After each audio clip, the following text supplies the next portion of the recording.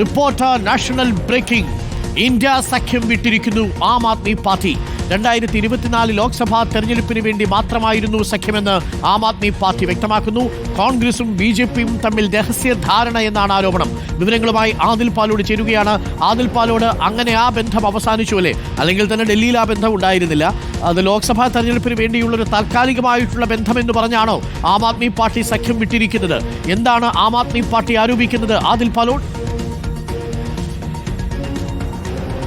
ഉറപ്പായും അരുൺകുമാർ, ദില്ലിയിൽ മാത്രമല്ല അതിനു മുൻപ് തിരഞ്ഞെടുപ്പ് നടന്ന ഹരിയാനയിലും AAP വേറിട്ട് ഒറ്റയ്ക്കാണ് മത്സരിച്ചിരുന്നത്. കോൺഗ്രസുമായി ഒരു സഖ്യമുണ്ടാക്കാൻ കഴിഞ്ഞിരുന്നില്ല. 2024 മാത്രമായുള്ള ഒരു സഖ്യമാണ് ഇന്ത്യ സഖ്യം എന്ന് വ്യക്തമാക്കുകയാണ് ആം ആദ്മി പാർട്ടി. അതുകൊണ്ട് തന്നെ ബീഹാറിൽ ഇനി തെരഞ്ഞെടുപ്പ് വരാനുണ്ട്. ബീഹാർ അടക്കമുള്ള ഇനി വരാനിരിക്കുന്ന തെരഞ്ഞെടുപ്പുകളിലെല്ലാം ഒറ്റയ്ക്ക് മത്സരിക്കും എന്നുള്ളതാണ് AAP വ്യക്തമാക്കുന്നത്. വളരെ പ്രധാനപ്പെട്ട ചില ആരോപണങ്ങൾ കൂടി ആം ആദ്മി പാർട്ടിയുടെ ഭാഗത്തു നിന്നുണ്ട്. ആം ആദ്മി വക്താവ് അനുരാഗ് ധാണ്ടയുടെ ഒരു ട്വീറ്റ് ഇപ്പോൾ പുറത്തു വന്നിട്ടുണ്ട്. മോദിക്ക് രാഷ്ട്രീയ നേട്ടം ഉണ്ടാക്കാൻ കഴിയുന്ന പ്രസ്താവനകൾ മാത്രമാണ് രാഹുൽ ഗാന്ധി പറയുന്നത്.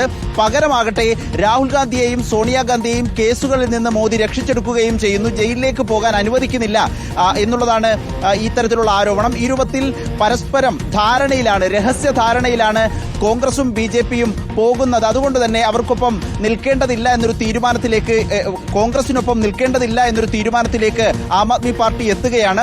കഴിഞ്ഞ ദിവസം പ്രത്യേക പാർലമെന്റ് സമ്മേളനം വിളിക്കണമെന്നാവശ്യപ്പെട്ട് ഇന്ത്യ സഖ്യത്തിലെ MP-മാർ ചേർന്ന് ദില്ലിയിൽ കൂട്ടമായി ചേർന്ന് ഒരു യോഗം ചേർന്ന് ഒപ്പിട്ടൊരു കത്ത് പ്രധാനമന്ത്രിക്ക് നൽകിയിരുന്നു. എന്നാൽ ഈ കത്തിൽ ഒപ്പിടുന്നതിൽ നിന്ന് ആം ആദ്മി പാർട്ടിയുടെ MP-മാർ വിട്ടുനിന്നു എന്നുള്ളതാണ് പ്രധാനപ്പെട്ട കാര്യം. കഴിഞ്ഞ ദിവസമുണ്ടായ ഏറ്റവും പ്രധാനപ്പെട്ട അപ്ഡേറ്റ്, ആം ആദ്മി പാർട്ടി സ്വന്തം നിലയിൽ കത്ത് നൽകിക്കൊള്ളാം എന്നുള്ളതായിരുന്നു യോഗത്തെ അറിയിച്ചത്.